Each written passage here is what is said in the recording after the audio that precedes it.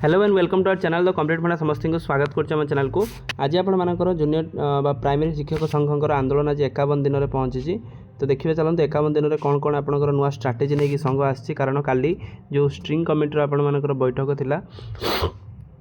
से बैठक बहुत सारा जिन आलोचना होता से आलोचना को रिफ्लेक्शन हम 51 दिन जो स्ट्राइक आज रिफ्लेक्शन हम आरंभ हो जो थी कि संघ गोटे गुरुत्वपूर्ण कथा कही जो थी कि 7 जून उपर गोटे जिनटे गुरुत्वपूर्ण आलोचना कर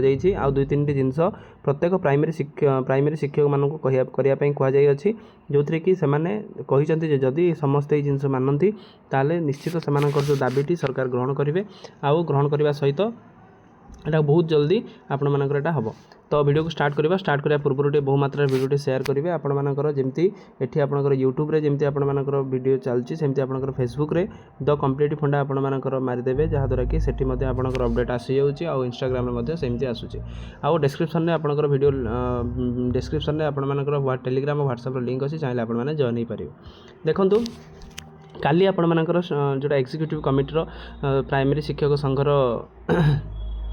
मीटिंग थिला। तो मीटिंग रे मध्य आलोचना करथिले कोन हेतला तापर मध्य आपण मानकर आलोचना चलची जो मीटिंग काली हेतला जो रामलाल पटेल को सभापतित्व होतिला। तो सदस्य मानक प्रथम से माने धन्यवाद देथिले कि कारण एते बडा जन आंदोलन गोटे जो थे कि समस्त प्राथमिक शिक्षक संघर सदस्यों एक्टिवली पार्टिसिपेशन रे आपण मानकर जो थे कि धन्यवाद अर्पण करथिले सभापति द्वारा 3टी एजेंडा मध्य उपस्थापन करा सबू सदस्य मानक श्रृंखलतार सहित निजर मतामत रखी जो थी कि जो जिलूर आसुँच से केमी आंदोलन को आहरी डेवलपमेंट करमी आंदोलन को आहरी प्रसारित करमी आंदोलन को आप समस्त बाहर पहुँचाई पार से आलोचना कर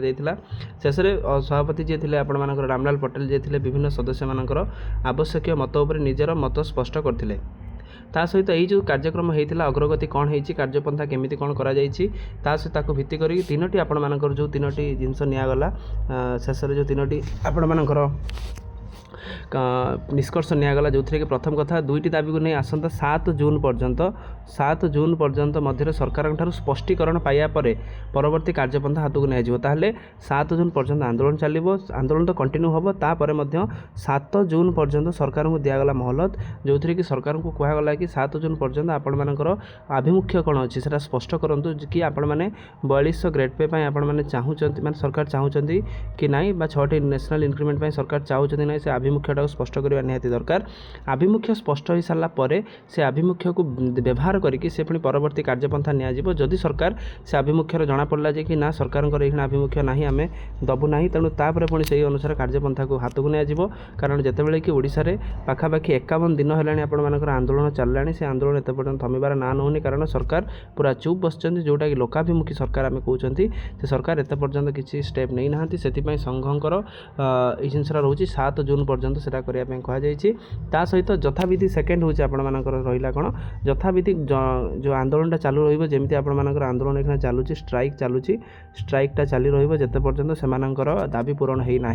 जिते पर्यंत सरकार से दाबी को 4200 ग्रेड पे ता सहित 6टी नेशनल इंक्रीमेंट को प्रदान करना से पर्यंत आंदोलन को चली रही सीधा सीधा संघर प्रेसिडेंट से रामलाल पटेल सर यहाँ कही। नेक्स्ट अच्छी अनुपस्थित सदस्य मानक नवेदन करागला ताहले एटा होछि सबटा गुरुत्वपूर्ण जो मैंने आपण मानकर संघ को आसुना आंदोलन को आसुना घरे बसुँच से नवेदन करागला कि से गणधारण उपस्थित रहा सहित महासंघर परवर्ती बैठक में निश्चित भाव में उपस्थित रे ताले जो स्ट्राइक चलुची आपण मानकर मेमोरेबल स्ट्राइक जोटा आम कहते आपणकर हक आपणकर सम्मान आपणकर निजर डिग्निटी पाई जो लड़ाई चली जो थी कि हजार हजार शिक्षक आसिक पहुँचती विभिन्न जिलूर विभिन्न समय जो जिला को जो दायित्व दि जाए से समय आसिक पहुँचुंट तार भितर बहुत सारा टीचर मैंने आसुना से रामलाल पटेल सार कहबार कथा कि आपण आसी पहुँचतु पहुँचिकी आपण गण आंदोलन में निजक सामिल करूँ सामिल कले ही सरकार आपण कथा बुझे जो 3टी वार्ता देते गुरुत्वपूर्ण वार्ता जोटा कि 7 जून पर्यंत